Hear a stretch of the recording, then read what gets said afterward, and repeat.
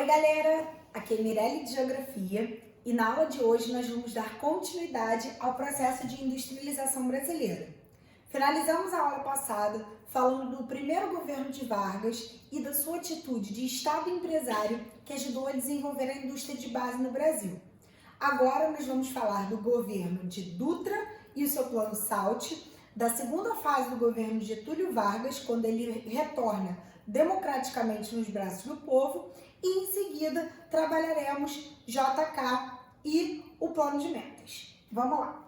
Eurico Gaspar Dutra entra no poder em 1946, depois de um período de 15 anos pelo qual o Brasil foi governado por Getúlio Vargas. Assim, ele vai ficar até 1950 e o principal plano de ação do Dutra é conhecido como Plano SALT, que vai envolver algumas áreas estratégicas, como, por exemplo, saúde e alimentação, que tem um viés muito mais social, transporte e energia.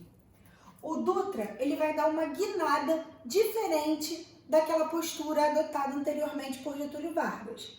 Se Getúlio Vargas era um nacionalista que visava proteger o mercado consumidor nacional para os produtos brasileiros, o Dutra ele é um liberal que visa a não intervenção do Estado na economia. Dessa maneira, o Dutra ele vai abrir o Brasil para a importação de máquinas, equipamentos e bens de consumo.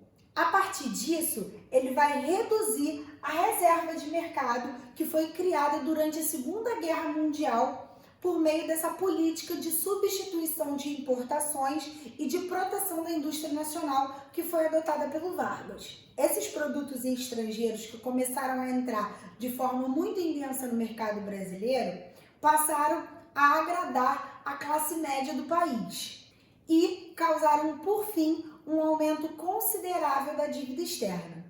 Assim, se durante o período Vargas nós tivemos um desenvolvimento da indústria nacional, durante o período Dutra, esse desenvolvimento ele foi freado pela entrada de produtos estrangeiros no país.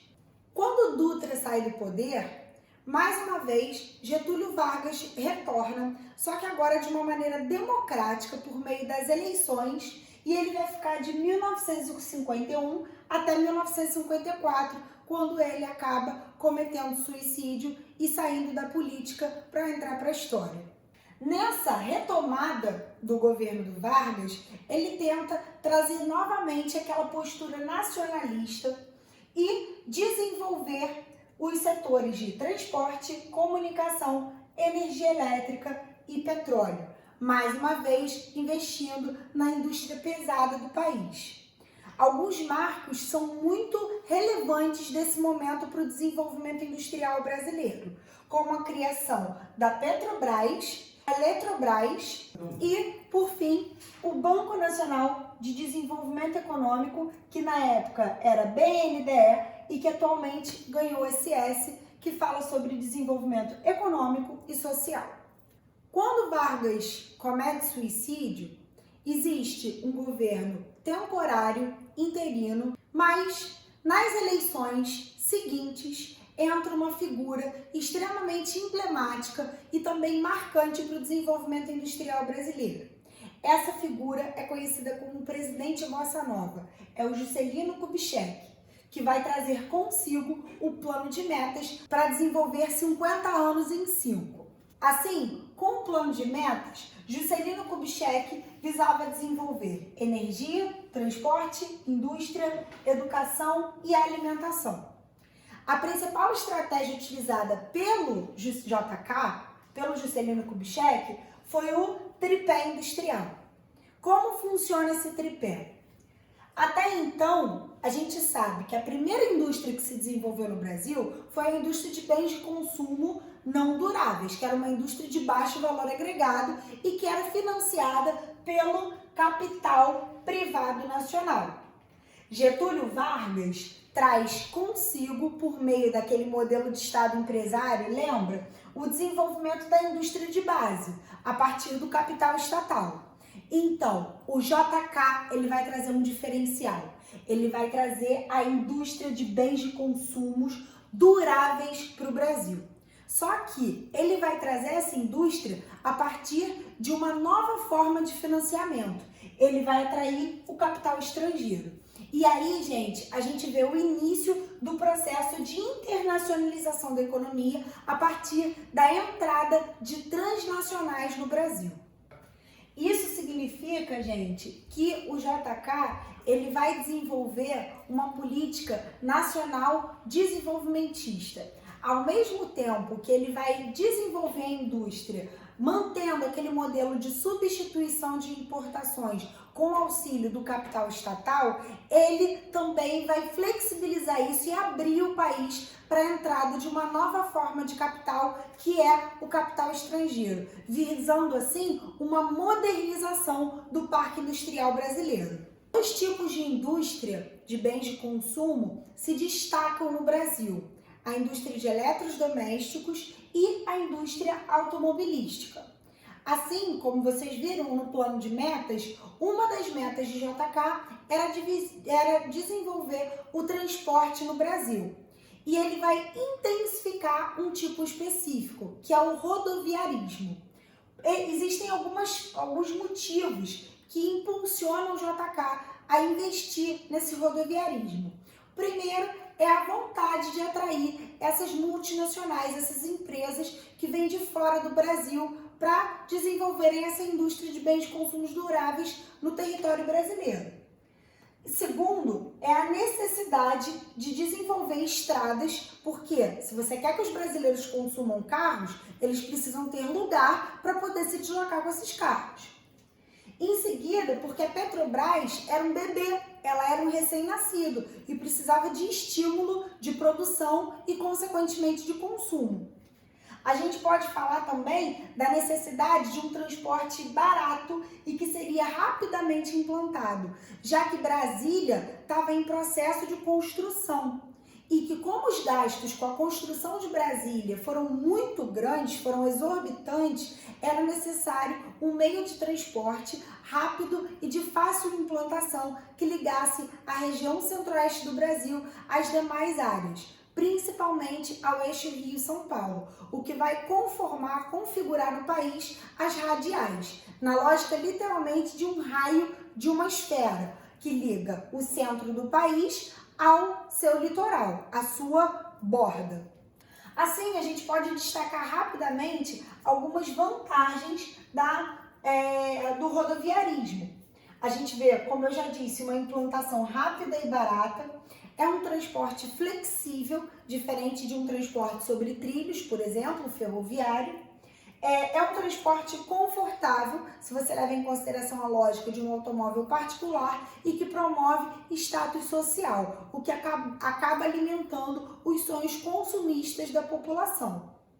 Por outro lado, a gente pode ver que é um transporte que necessita de manutenção constante, o que vai acabar aumentando o seu custo. Apesar da implantação ser barata, pelo fato do asfalto constantemente precisar ser recapeado, as sinalizações constantemente precisarem ser revistas e sofrerem manutenção, isso vai fazer com que o seu custo ele acabe não saindo tão baixo quanto o da implantação. Além do mais, a gente vê que o transporte rodoviário ele tem baixa capacidade de carga. E por esse motivo, ele precisa de um grande número de viagens para conseguir deslocar uma carga de grande quantidade. Isso vai fazer com que aumente a produção, a demanda por combustível, o que, por consequência, vai gerar um aumento do custo Brasil, que é o aumento do preço final do produto em decorrência dos elevados custos com o sistema de transporte. Além do mais, as estradas no Brasil elas não têm uma qualidade muito elevada.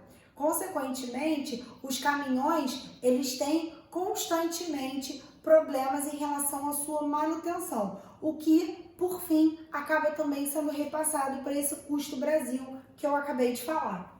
Lá também, para finalizar as desvantagens, a dependência que a frota rodoviária brasileira acaba estabelecendo em relação aos combustíveis fósseis, que além de terem um custo elevado, são extremamente poluentes para o meio ambiente ao serem queimados no motor a combustão. Assim, um outro elemento importante que a gente pode destacar em relação ao governo de JK foi a construção de Brasília, que deslocou a capital federal do Brasil da região sudeste, especificamente do Rio de Janeiro, onde se concentrava a maior parte da população no eixo Rio-São Paulo, sendo que essa capital ficava no Rio de Janeiro, que tinha uma forte sindicalização, deslocando assim esse centro político para a região central do Brasil, com uma densidade demográfica muito baixa, o que reduziria a pressão popular sobre as massas políticas.